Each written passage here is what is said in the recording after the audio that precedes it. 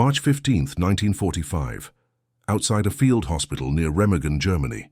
The late winter rain fell in steady sheets, turning the ground into a quagmire of mud that sucked at the boots of anyone unfortunate enough to be caught outside. Technical Sergeant James Harrington of the United States Army's 4th Infantry Division stood beneath the minimal shelter of a canvas awning, staring at the envelope in his trembling hands as rainwater dripped from his helmet. Before we dive into this story, drop a quick hi in the comments and tell me where you're watching from. It really helps support the channel. What James held was impossible. A letter addressed to him in handwriting he recognized immediately. From a woman he had been certain was among the many civilian casualties of the conflict in France. The invitation inside would not only challenge everything he believed about the past 3 years, but would ultimately reveal how the smallest acts of kindness during humanity's darkest chapter could blossom into something miraculous. "Mail calls finished, Harrington," called Staff Sergeant Miller, his voice barely audible over the persistent drumming of rain on canvas. "You planning on standing out there all night?" James didn't respond immediately. The rain had begun to soak through the envelope's corners, threatening the contents within. He carefully tucked it inside his jacket, close to his heart, and turned toward the makeshift barracks. "Just needed some air," he replied, his voice hollow even to his own ears. "Well, get inside before you catch pneumonia. Doc Levinson says we're moving out tomorrow morning, following the advance across the Rhine, going to be another long day." The inside of the converted farmhouse was cramped, but mercifully dry. Oil lamps cast flickering shadows across the faces of 24 exhausted men. Some played cards, others wrote letters home, and many simply stared into space, lost in thoughts they would never share. The smell of damp wool, cigarette smoke, and the ever-present undertone of antiseptic filled the air. James found his cot in the corner and sat down heavily, the springs creaking beneath his weight. He had lost nearly 20 pounds since landing in Normandy 9 months earlier. His once robust frame had been whittled down by the combination of army rations, constant movement, and the grinding stress of warfare. At 27 years old, his dark hair had already begun to grey at the temples, and fine lines had formed at the corners of his eyes. He waited until the men around him were distracted, before carefully removing the envelope from inside his jacket. The return address showed it had originated in Lyon, France, posted nearly a month earlier. The journey it had taken to reach him here, at the front lines of the Allied advance into Germany, seemed nothing short of miraculous. James had met Elise Fournier in the summer of 1942 during a brief assignment in London. She had been working as a translator for the Free French Forces, having escaped the occupation of her homeland the previous year. Their romance had been intense but brief, only 3 weeks together before his unit was reassigned. They had exchanged letters regularly until late 1943, when her correspondence had suddenly stopped. Through intelligence channels, James had learned that the resistance network in Lyon had been compromised. According to the reports, everyone associated with the safe house where Elise had been working had been captured. There had been no survivors. He had mourned her, along with so many others lost to the conflict. Yet here, impossibly, was her handwriting on an envelope addressed to him. With careful fingers, James opened the envelope and withdrew the single sheet of cream-colored stationery inside. It was indeed a wedding invitation, elegantly printed in French and English, announcing the marriage of Elise Fournier to Henri Beaumont, to take place in Lyon on April 25, 1945. A small handwritten note in familiar, flowing script was tucked inside. "James, if this finds you, know that I am alive and well. The miracle of my survival is matched only by the miracle that I found your current posting. So much has happened. If you can, come to the wedding. I owe you my life, and Henri wishes to thank you as well. With eternal gratitude, Elise." James read the note 3 times, his mind racing to make sense of it. Henri Beaumont. The name was vaguely familiar, but he couldn't place it. And what did she mean that she owed him her life? Their brief time together had been meaningful, certainly, but he had done nothing heroic on her behalf. "Bad news from home?" asked Private First Class Thomas Cooper, noticing James's troubled expression. Cooper was barely 20, with a boyish face that still looked too young to be shaving, much less fighting in a world conflict. "No," James replied, carefully refolding the invitation. Just, unexpected news. Unexpected good or unexpected bad? Cooper persisted. The young man was irrepressibly curious, a trait that had landed him in trouble more than once.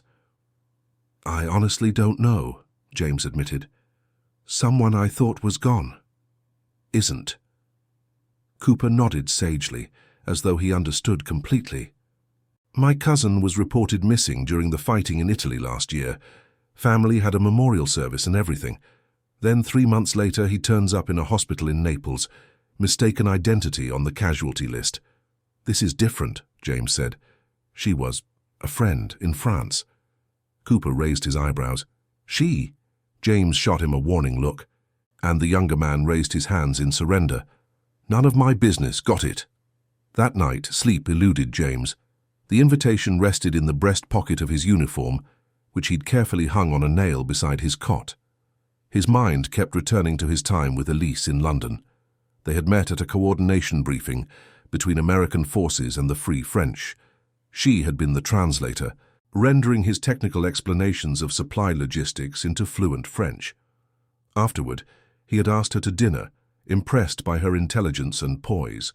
She had accepted with a smile that transformed her serious face into something luminous. During their brief time together, she had told him about growing up in Lyon, about her family's vineyard in the countryside, about her studies at the Sorbonne in Paris before the occupation. She had escaped France in 1941, making her way through Vichy territory to Spain, then Portugal, and finally England. She had immediately volunteered her language skills to the Allied cause. What she hadn't told him, what he had only learned later through intelligence reports, was that she had been recruited by the Special Operations Executive for her knowledge of the Lyon region. She had been parachuted back into occupied France in early 1943 as a courier for the resistance, and that was where she had supposedly died, when the Gestapo had raided a resistance safe house in November 1943. Yet here was evidence that she had somehow survived, and now she was getting married. James fell into a fitful sleep just before dawn, his dreams filled with fragmentary images of Elise as he remembered her, laughing as they walked along the Thames, her dark hair catching the last golden light of a summer evening. Serious and focused as she bent over maps in the War Office, tender and passionate during their last night together before he shipped out. The morning arrived with the jarring blare of a bugle. The men of the 4th Infantry Division rose with the practiced efficiency of soldiers who had long since learned that every minute of sleep was precious. James mechanically followed the routine, dressing, shaving with cold water, choking down a breakfast of powdered eggs and coffee that tasted faintly of the metal canteen cup in which it was served. Throughout it all, his mind remained fixed on the invitation and the mystery it presented. "Harrington, you're with me today," announced Captain Frederick Donovan, the company commander, as the men prepared to move out. "Headquarters wants a logistics assessment of the bridgehead. We'll be coordinating with the combat engineers." James nodded, relieved to have work that would occupy his mind. Captain Donovan was a career military man in his mid-30s, with a reputation for thoroughness and calm under pressure. He had taken command of the company after their previous captain had been wounded during the fighting in the Hürtgen forest. "Everything all right with you, Sergeant?" Donovan asked as they walked toward the command jeep. "You seem distracted." "Just tired, sir," James replied automatically. Donovan studied him for a moment. 8 months on the line will do that to a man. I heard we might be getting some rotation to the rear echelon soon. God knows you've earned it." "Thank you, sir, but I'm fine where I am." The captain nodded, accepting the response without further comment.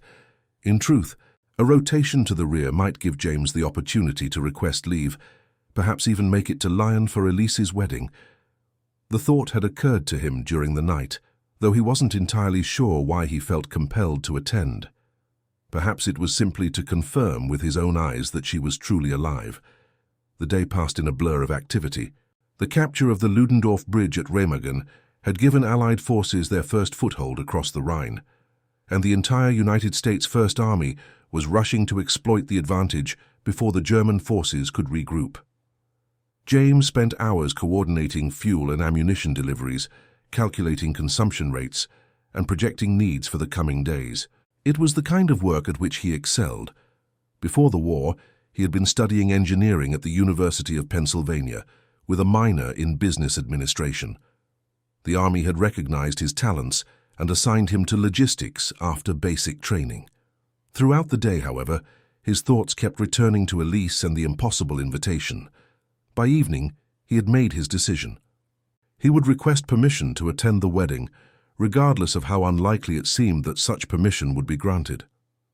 As the sun began to set, James found himself standing beside the Rhine, watching as engineers worked to reinforce the damaged bridge. The great river flowed beneath, dark and powerful, heedless of the momentous events happening upon its banks. "Quite a sight, isn't it?"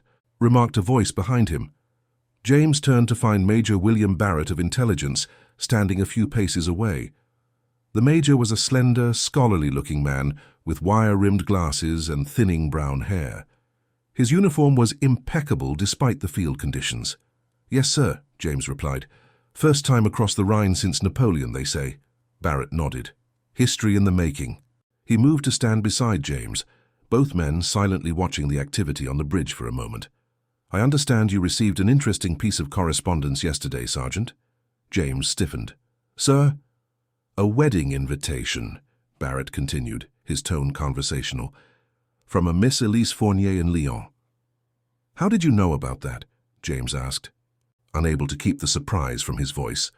"Military intelligence screens all mail coming to the front, Sergeant, particularly mail originating from recently liberated territories. Standard procedure." "Of course," James thought. He should have realized. "The name caught our attention," Barrett continued. "Elise Fournier was of considerable interest to Allied intelligence. Given her work with SOE, her reported death was a significant loss." "Then she really is alive," James said, the confirmation sending a wave of relief through him. "Very much so," Barrett confirmed, "though her survival was kept classified, operational security." "What happened? I was told everyone at that safe house was captured." Barrett turned to look directly at James. "They were, but Miss Fournier was not there that night. She had been sent to deliver documents to another resistance cell. When she returned, she found the safe house compromised and went into hiding. She spent several months being sheltered by various families before making contact with a different resistance network." James processed this information. "And Henri Beaumont, her fiancé?" A slight smile crossed the Major's face. "Ah yes, Monsieur Beaumont. He was a doctor who risked his life hiding Jews and resistance members in a false room beneath his clinic. He treated Miss Fournier for pneumonia during the winter of '43, when no one else would take the risk. Apparently their relationship developed from there." "I see," James said quietly. "What intrigues me, Sergeant," Barrett continued, "is her note claiming that she owes you her life. Our records don't indicate any direct operational connection between you two beyond your brief acquaintance in London." James shook his head. "I don't understand it either, sir. I did nothing that would warrant such a statement." Barrett studied him for a long moment. "Well, perhaps you'll have the opportunity to ask her yourself." "Sir." "General Bradley's headquarters is sending a liaison team to meet with the provisional government officials in Lyon next month. Given your logistics expertise and apparent personal connection, I've recommended you for the assignment. You'd be there for approximately 1 week, including the 25th of April. James stared at the Major in disbelief. "Thank you, sir. I don't know what to say." "Say nothing for now," Barrett replied. "The orders haven't been finalized yet. And, Sergeant," he added, his voice taking on a more serious tone, "if you do go, intelligence would appreciate a full report on your conversations with Miss Fournier. Her work was significant, and there are still many gaps in our understanding of the resistance networks in that region." James nodded, though the request made him uncomfortable. "Yes, sir." "Excellent. We'll be in touch regarding the assignment." With a brief nod, Barrett turned and walked away, leaving James alone with his thoughts by the riverside. 3 days later, James found himself aboard a transport aircraft bound for Paris, the first leg of his journey to Lyon. The orders had come through with surprising speed, thanks to Major Barrett's influence. Captain Donovan had been reluctant to lose his logistics sergeant, but had eventually conceded that the liaison assignment was important. The C-47 transport plane was crowded with officers and enlisted men, heading to various assignments in the rear areas. James sat wedged between a sleeping lieutenant and a chaplain who kept trying to engage him in theological discussion. The plane's engines droned steadily, occasionally hitting pockets of turbulence that made the entire fuselage shudder. James closed his eyes, trying to organize his thoughts. The past 3 days had been a whirlwind of activity, briefings on his liaison duties, collecting reports from various unit commanders, preparing his own handover notes for the sergeant who would temporarily take over his logistics role. He had barely had time to consider the personal aspect of his journey. Now, with hours of flight time ahead, the reality of the situation began to sink in. He was going to see Elise again, a woman he had believed dead for nearly 18 months, a woman with whom he had shared a brief but intense romance, a woman who was now engaged to be married to someone else. What was he hoping to accomplish by attending her wedding? Closure, perhaps, or maybe he simply needed to see for himself that she was truly alive and well. The war had taken so much from so many. It seemed almost miraculous that this one story might have a happy ending. As the plane began its descent toward Paris, James found himself thinking about Henri Beaumont, the man Elise was going to marry, a doctor who had risked his life to save others during the occupation, a man who had cared for Elise when she was ill and vulnerable. James couldn't resent someone like that, even if a small part of him wished things had turned out differently. The aircraft landed with a series of jolts at Orly Airfield outside Paris. The city had been liberated 7 months earlier, in August 1944, but still bore the scars of 4 years of occupation. As James emerged from the plane, he could see anti-aircraft emplacements surrounding the airfield and military vehicles moving in organized patterns across the tarmac. A corporal met him at the bottom of the gangway. "Technical Sergeant Harrington? I'm Corporal Jenkins. I'm to drive you to the hotel where you'll spend the night before catching the train to Lyon tomorrow morning." The drive through Paris was sobering. While much of the city had been spared outright destruction, the effects of years of deprivation were evident. Buildings were in disrepair, with many windows still covered by boards or paper in place of glass. The people on the streets were thin, their clothing worn and often patched, yet there was an undeniable energy in the air, a sense of renewal and determination. "First time in Paris, Sergeant?" Jenkins asked as they navigated the streets. "Second," James replied. "I was here briefly before the war in '38. Student tour." "Must be strange seeing it like this then." "Everything's strange in this war, Corporal." They arrived at a modest hotel that had been partially requisitioned for Allied personnel. James was shown to a small but clean room on the 3rd floor. After the cramped conditions of field accommodations, it seemed almost luxurious to have a private space with an actual bed and attached washroom. He spent the evening reviewing his briefing materials and trying not to think too much about the coming reunion with Elise. The liaison work was genuine. He would be meeting with French provisional government officials to discuss supply allocations for civilian relief efforts. But he couldn't help feeling that the assignment was primarily a cover for intelligence's interest in Elise's resistance activities. The following morning, James boarded a military transport train bound for Lyon. The journey would take most of the day, as the rail system was still operating under severe restrictions. Damaged tracks, fuel shortages, and the priority of military transports heading to the front meant that even a relatively short journey could take many hours. The train compartment was shared with 4 other American officers, all involved in various aspects of the occupation administration. They discussed their work, exchanged stories from their time in Europe, and occasionally gazed out at the French countryside rolling past the windows. Spring was beginning to touch the landscape, with fresh green growth appearing in fields that had lain fallow during the war years. James participated in the conversations when necessary, but spent most of the journey lost in his own thoughts. He kept returning to Elise's note. "I owe you my life." What could she have meant by that? He had done nothing to directly aid her during her time in the resistance. Their paths had not crossed since London in '42. As the train approached Lyon in the late afternoon, James felt a growing sense of anticipation, mixed with apprehension. The city had been liberated only 7 months earlier, in September 1944, after more than 4 years of occupation. Like Paris, it would still be recovering from the ordeal. Lyon's Perrache station was a hive of activity when the train arrived.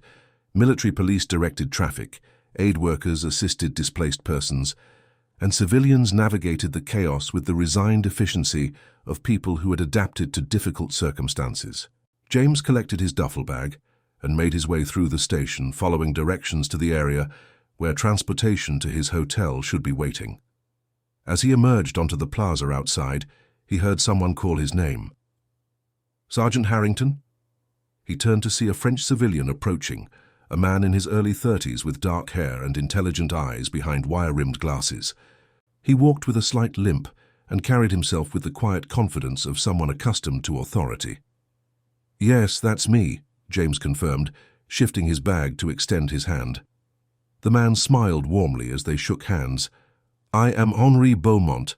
Welcome to Lyon." James couldn't hide his surprise. "Monsieur Beaumont, I wasn't expecting to be met by your former girlfriend's fiancé." Henri's smile widened, his English accented but fluent. "I volunteered for the duty. My car is this way, if you would follow me." Still somewhat stunned, James fell into step beside the Frenchman as they walked toward a small black Citroën parked near the station entrance. The situation felt surreal, like something from a film rather than real life. "Elise wanted to come as well," Henry explained as he opened the trunk for James's bag, "but she is meeting with the caterer today. Wedding preparations, you understand?" "Of course," James said, still trying to process the casual friendliness of the man. "Thank you for meeting me." They got into the car, Henry behind the wheel. As they pulled away from the station, he glanced at James. "You must have many questions." "A few," James admitted, "starting with why Elise said she owes me her life. I've been racking my brain, but I can't figure it out." Henri navigated through the city streets with practiced ease. "She will explain everything herself, I promise. We are having dinner together this evening. You, Elise, and myself. She has been anxiously awaiting your arrival." "I'm looking forward to seeing her," James said carefully. "When I heard she had survived, it was like getting a miracle in the middle of all this." He gestured vaguely at the war-worn city around them. Henri nodded. "There have been too few miracles these past years. We must celebrate the ones we receive." He paused, then added more seriously, "I want you to know, James. May I call you James?" "Of course. I want you to know that I understand what you meant to Elise. She has told me everything about your time together in London. There are no secrets between us." James felt a flush of embarrassment. That was a long time ago. In years, perhaps. In experience, several lifetimes, Henri agreed. But the heart does not always measure time in conventional ways. "I am not threatened by your past with her, just as she is not threatened by my past with others. We have all been shaped by this conflict in ways we could never have imagined." The candor and maturity of the statement impressed James. "You're very understanding." Henri shrugged, a quintessentially French gesture. "I am a doctor. Understanding is my profession." He smiled again. "Besides, how could I resent the man who saved the woman I love?" Before James could ask what he meant by that cryptic statement, Henri pulled the car up in front of a modest hotel. "Here we are, the Hôtel des Artistes. It is one of the few in the city that escaped requisition during the occupation. The owner is a friend who helped with the resistance." "Thank you for the ride," James said as they got out of the car. "And for the welcome." Henri retrieved James's bag from the trunk and handed it to him. "We will pick you up at 7 this evening for dinner. Elise is preparing a meal at our apartment. Nothing fancy. Rationing is still in effect, but better than your army food, I think. I look forward to it." James extended his hand again, and Henri shook it firmly. "Until this evening, then," the Frenchman said, then got back into his car and drove away. James watched the Citroën disappear around a corner, then turned and entered the hotel, his mind swirling with new questions. Chief among them, how could Henri believe that James had saved Elise's life when James himself had no idea what he was referring to? The Hôtel des Artistes was modest but comfortable, a 4-story building with a faded elegance that spoke of better days before the war. The lobby featured worn velvet furnishings and dark wood paneling, while a chandelier with half its crystals missing hung overhead. The elderly concierge greeted James with dignified courtesy, explaining in halting English that hot water would be available for 30 minutes that evening, a luxury in a city still struggling with fuel shortages. James's room on the second floor was small but clean, with a narrow bed, a writing desk beneath the window, and a washstand in the corner. He unpacked his few belongings, then stood at the window looking out over the city. Lyon spread before him, the twin rivers Rhône and Saône winding through its heart. The late afternoon sun cast long shadows across the ancient buildings, many of which dated back centuries. Despite the visible scars of occupation and conflict, there was an undeniable beauty to the scene. After washing away the grime of travel as best he could, James changed into his dress uniform. It felt strange to be wearing it again after months in field gear. The olive-drab wool was slightly loose on his leaner frame, but the brass insignia and ribbons were meticulously polished. He studied his reflection in the small mirror above the washstand, noting the changes in his appearance since he had last seen Elise. His face was thinner, his eyes more guarded. The war had left its mark on him, as it had on everyone. At precisely 7 o'clock, a knock came at the hotel's front entrance. James descended the stairs to find Henri waiting in the lobby, now dressed in a well-worn but carefully pressed civilian suit. "Ah, the punctuality of the American military," Henri observed with a smile. "Elise warned me you were always precisely on time." "Old habits," James replied, returning the smile despite his nervousness. The evening air was cool as they walked to Henri's car, with the scent of spring blossoms occasionally cutting through the urban smells of coal smoke and river water. The city was quieter than James had expected, with few people on the streets and many shops closed despite the early hour. "Curfew was only lifted 2 months ago," Henri explained as they drove, noticing James's observation of the empty streets. "People are still adjusting to the freedom of evening movement, and many businesses close early due to electricity rationing." They drove through narrow streets that wound uphill toward the Croix-Rousse district, an area known for its silk workers before the war. Henri parked the Citroën on a cobblestone street, lined with 4-story apartment buildings, their facades showing the patina of age and neglect.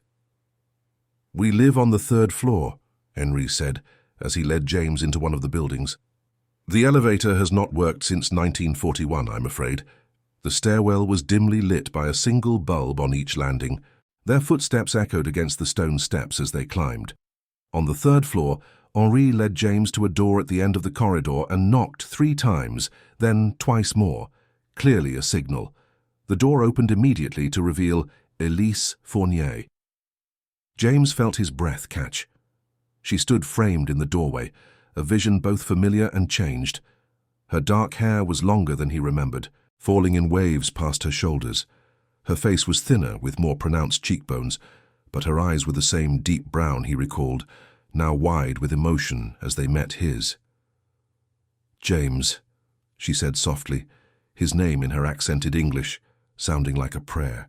For a moment they simply stared at each other, the weight of shared history and long separation hanging between them. Then Elise stepped forward and embraced him tightly. "You came," she whispered against his shoulder. "You really came." James returned the embrace carefully, acutely aware of Henri standing just behind him. "Of course I came. When I got your invitation. When I found out you were alive." Elise pulled back, wiping quickly at her eyes.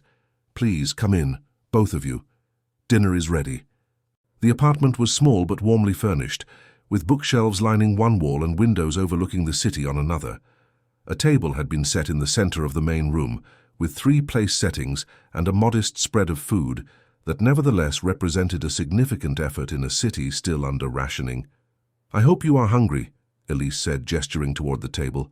"Henri used his doctor's privileges to obtain a chicken, and our neighbor traded vegetables from her garden." "It looks wonderful," James said sincerely. The simple, home-cooked meal was indeed a feast compared to army rations. Henri moved to a sideboard and produced a bottle of wine. "And this is from Elise's family vineyard, one of the few bottles that survived the occupation. We have been saving it for a special occasion." They seated themselves around the table, the initial awkwardness gradually giving way to more relaxed conversation as Henri poured the wine and Elise served the food. They spoke first of neutral topics, the progress of the Allied advance, the reconstruction efforts in Lyon, the challenges of resuming civilian life after years of occupation. James found himself studying Elise when she wasn't looking directly at him, noting the subtle changes time had wrought. There was a new confidence in her bearing, a quiet strength that hadn't been there in London. Whatever she had endured during her years in the Resistance had transformed the passionate but somewhat impulsive young woman he had known into someone more measured, more resilient. As they finished the main course, Henri refilled their wine glasses and said, "I think it is time we address the reason you are here, beyond the official liaison duties." Elise nodded, setting down her fork. "Yes. You must have many questions, James." "Just one, really," Henri replied. "Your note said I saved your life. I've been trying to understand what you meant by that." Elise exchanged a glance with Henri, who nodded encouragingly. She took a deep breath and began. "When we were together in London, do you remember telling me about your family's summer home in Maine?" James nodded, somewhat confused by the apparent non sequitur. "On Mount Desert Island. We've had it since my grandfather's time. You told me about a hidden compartment in the library, behind the bookshelf, where your grandfather used to keep his expensive brandy during Prohibition." "I remember," James said slowly, still not seeing the connection. "You said it was large enough for a grown man to stand inside, and that as children, you and your cousins would hide there during games." Elise leaned forward, her eyes intense. "That conversation saved my life, James, and the lives of 7 others." Understanding began to dawn. "The safe house in Lyon?" Elise nodded. "When I returned to France, I was assigned to help establish a new safe house for the Resistance. We needed a place to hide people and documents. I remembered your story and convinced the owner of the house to let us create a similar hidden room behind a bookshelf in his study. The night of the raid," Henri continued, 8 people were in that hidden room when the Gestapo arrived. They searched for hours but never found the compartment. Elise was not there, as Major Barrett told you, but she had designed the hiding place that saved the others." James sat back, stunned by the revelation. A casual story shared during a romantic evening in London had translated into a life-saving innovation in occupied France. "The man whose house it was, Marcel Rousseau, was taken and interrogated," Elise continued, her voice growing quieter. "He never revealed the secret of the bookshelf, even under torture. He died protecting those inside." "I had no idea," James said, his voice barely above a whisper. "How could you?" Elise reached across the table to touch his hand. "But when I needed an idea, a way to hide people that might not be discovered in a standard search, your story came back to me. So you see, you truly did save my life and many others, though you never knew it." The Resistance Network continued to use similar hiding places in other safe houses. Henri added, "It became one of our most effective methods." James looked between them, still processing the unexpected connection. "And you two met." "After I contracted pneumonia in the winter of '43, Elise confirmed, "I had been moving between safe houses, often sleeping in unheated spaces. Henri was known to us as a doctor who treated Resistance members without asking questions." Henri's expression grew serious. "My clinic had a similar hidden compartment by then, beneath the examination room floor. When the authorities made surprise inspections, those I was treating would hide there. He saved dozens of people that way," Elise said, looking at her fiancé with obvious admiration. "Jews, Resistance fighters, downed Allied airmen." "It was the least I could do," Henri said simply. "Many did far more and paid a higher price." There was a moment of silence as all 3 reflected on those who hadn't survived the long years of occupation. "When the Allied forces liberated Lyon last September," Elise continued, "Henri and I were finally able to stop hiding. We had grown close during the months of my illness and recovery, and when he asked me to marry him this past Christmas, I said yes." She smiled softly. "But I knew I wanted you to be there, James. If you were still alive, if you could be found." "How did you find me?" James asked. "Henri has a cousin who works with the provisional government," Elise explained. "He helped us contact Allied headquarters. It took months of inquiries before we learned you were with the 4th Infantry Division. Even then, we weren't sure the invitation would reach you, with your unit constantly moving." "Intelligence helped once they realized who was making the inquiry," James said, recalling Major Barrett's interest. "They've been following your activities all along." "I suspected as much," Elise said with a wry smile. "My debriefing after liberation was quite thorough. As the evening progressed, they shared more stories from their separate wartime experiences. Elise spoke of the resistance networks, the constant fear of betrayal, the small victories amid overwhelming challenges. Henry described his work treating the injured and ill while maintaining the facade of a doctor who complied with occupation regulations. James told them about the long campaign from Normandy to the Rhine, carefully focusing on the logistics and human elements rather than the combat. Throughout it all, James observed the way Elise and Henri interacted, the small touches, the shared glances, the easy understanding between them. They had the comfortable synchronicity of two people who had faced extraordinary circumstances together and emerged stronger for it. He felt a brief pang of what might have been, but it was overshadowed by genuine happiness for Elise. She had found someone worthy of her courage and spirit. As the evening drew to a close, Henri excused himself to make coffee, leaving James and Elise alone for the first time. "Are you truly happy?" James asked quietly. Elise's smile was answer enough, but she replied anyway. "Yes, in ways I never thought possible again during the darkest days." She studied his face. "And you, James? The war will end soon. Have you thought about after?" He shook his head. "Not much. It's hard to think beyond the next day, the next mission." "You should," she said gently. "The world will need builders after so much has been destroyed. Engineers like you." "Perhaps," he conceded. "First, we have to finish what we've started." "Of course." Elise hesitated, then asked, "Will you be staying for the wedding? It's still 2 weeks away, and I know your duties here are shorter." "I've requested an extension," James admitted. "I'd like to be there if that's all right with you both." "It would mean everything to us," she said, reaching for his hand again.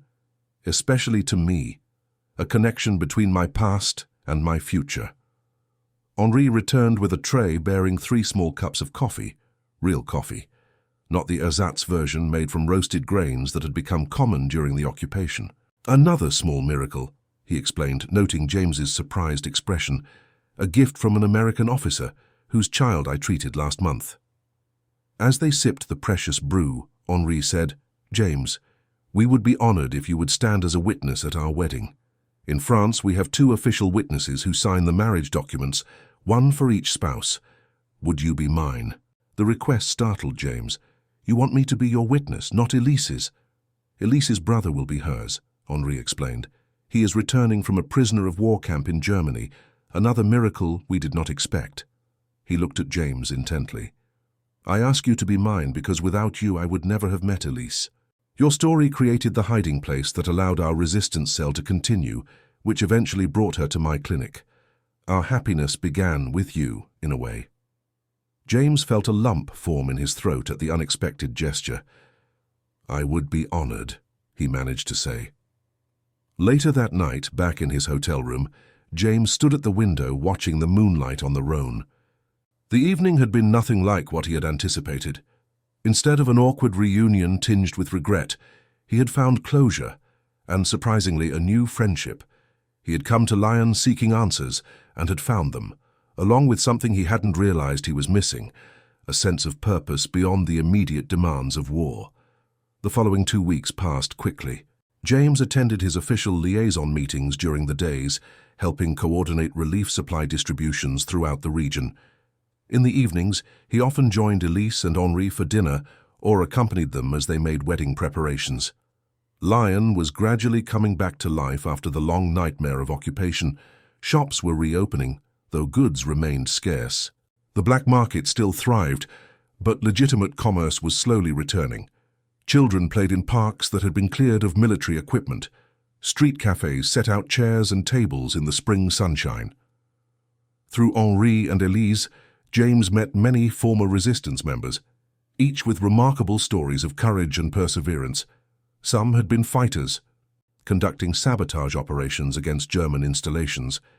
Others had been couriers like Elise, carrying messages and documents between cells. Many had been ordinary citizens who had sheltered fugitives or passed along crucial information. What struck James most was how normal these heroes appeared. Shopkeepers, teachers, factory workers, doctors. They had not set out to be extraordinary, but circumstances had demanded more of them than anyone could have imagined, and they had risen to meet that demand.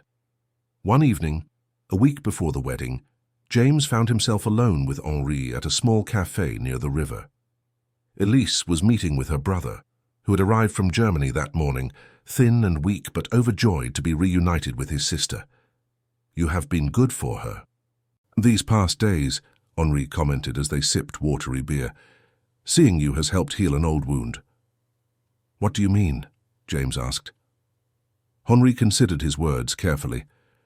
"When we believed all those at the safe house had been captured, Elise blamed herself. She had designed the hiding place but wasn't there when it was needed most. She carried that guilt for months, until we learned that the hidden compartment had actually worked, that those inside had survived and escaped after the raid." "She never mentioned that," James said. "She wouldn't," Henri replied. "Elise keeps her deepest pains private. But seeing you, knowing that her adaptation of your family's hiding place saved lives rather than costing them, it has brought her peace." James nodded slowly. "I'm glad for that, at least." "There is something else I've wanted to ask you," Henri said, changing the subject. "After the war, would you consider returning to France? Your engineering skills would be invaluable for reconstruction, and Lyon would welcome you, not just as a liberator, but as a friend." The invitation caught James by surprise. "I hadn't thought that far ahead." "Think about it," Henri urged. "The Europe that emerges from this conflict will need bridges between nations, not just across rivers. People like you, who understand both worlds, will be essential." The concept resonated with James in a way he hadn't expected. Throughout the campaign across Europe, he had been focused on defeating the enemy. The idea of helping rebuild afterward was something new to consider, a purpose beyond victory. The day of the wedding dawned clear and mild, with spring sunshine warming the ancient stones of Lyon's Saint-Jean Cathedral. The medieval building had stood for nearly 800 years, surviving revolutions, wars, and occupations. Its resilience seemed a fitting symbol for the occasion. The ceremony itself was modest by peacetime standards, but represented extraordinary effort in a city still recovering from war. Flowers from local gardens decorated the small side chapel where the service would be held. The bride wore a dress reimagined from one of her mother's pre-war gowns. The groom and witnesses wore their best suits, meticulously pressed for the occasion. What made the event remarkable was not its trappings but its attendees. Alongside family members stood former resistance fighters, patients Henri had treated in secret, families he had helped escape persecution. Their presence transformed a simple wedding into a celebration of survival and hope for the future. James stood proudly beside Henri as the official witness, watching as Elise walked down the aisle on her brother's arm. Her face glowed with happiness, and when she looked at Henri, the love between them was palpable. The priest who performed the ceremony had himself been part of the resistance, using the cathedral's crypt to hide refugees. His words spoke not just of the union between two people, but of the endurance of the human spirit through the darkest of times. "Love that blooms amid destruction," he said, "is the surest sign that evil will never triumph completely. It reminds us that even in our deepest winter, the promise of spring remains." When Elise and Henri exchanged their vows, there was scarcely a dry eye in the chapel. Their promises to one another carried the weight of all they had already endured together and all they hoped to build in the peace to come. After the ceremony, a modest reception was held in the garden of Henri's clinic. Tables had been set up beneath flowering cherry trees, and neighbors had contributed what food they could spare to create a communal feast. Wine from the few surviving barrels of Elise's family vineyard flowed freely, and a trio of musicians played traditional French songs that had been forbidden during the occupation. James found himself welcomed warmly by everyone he met. To them, he represented not just the Allied forces that had liberated their city, but a personal connection to the couple they had come to celebrate. He heard the story of his inadvertent contribution to the resistance repeated throughout the afternoon, growing more elaborate with each telling, until he barely recognized his own role in it. As the celebration continued, Elise sought him out, taking a seat beside him at one of the garden tables. "Happy?" he asked, though the answer was written clearly on her face. "Beyond words," she replied. "And grateful. that you could share this day with us." She glanced across the garden to where Henri was deep in conversation with her brother. "He meant what he said, you know, about you returning after the war." "I've been thinking about it," James admitted. "There will be plenty of rebuilding to do here." "Not just buildings," Elise said. "Communities, trust, the things that bind people together." They sat in comfortable silence for a moment, watching the celebration around them. "I received new orders this morning," James finally said. "I'm being reassigned to Paris next week to help coordinate logistics for civilian relief efforts across France." Elise's eyes widened. "That's wonderful news. You'll be staying in Europe then?" "For the foreseeable future," he confirmed. "The war in the Pacific continues, but they need experienced personnel to manage the aftermath here." "Then we will see you again," she said, squeezing his hand. "Often, I hope." "Count on it," James promised. As the afternoon light began to fade, Henri joined them, sitting beside his new wife and taking her hand. "I propose a toast," he said, raising his glass. "To unexpected connections, to stories shared that save lives, and to friendships that transcend borders and conflict." "I'll drink to that," James said, lifting his own glass. The three of them touched glasses in a moment that seemed to exist outside the brutal reality of the war that still raged elsewhere. In that garden in Lyon, surrounded by people who had endured the unimaginable, James felt something he had not experienced in years, genuine hope for the future. 2 days later, James stood on the platform at Lyons-Perrache station, waiting for the train that would take him back to Paris. Elise and Henri had come to see him off, postponing their own honeymoon journey to the countryside. "It feels strange to be saying goodbye again," Elise said, "though this time at least we know it isn't forever." "No, not forever," James agreed, "just until next time." Henri shook his hand warmly. "Remember, you have a place at our table whenever you can come to Lyon." "I'll hold you to that," James said, "though I warn you, Army logistics officers have hearty appetites." "Then we shall have to ensure the vineyard produces well this year," Henri replied with a smile. The station announcer called for passengers to board. James picked up his duffel bag and faced the couple one last time. "Thank you," he said simply, "for including me in your celebration, for sharing your story, for showing me that even from the darkest circumstances, something beautiful can emerge." "It is we who should thank you," Elise insisted, "more than you'll ever know." James embraced them both, then turned and boarded the train.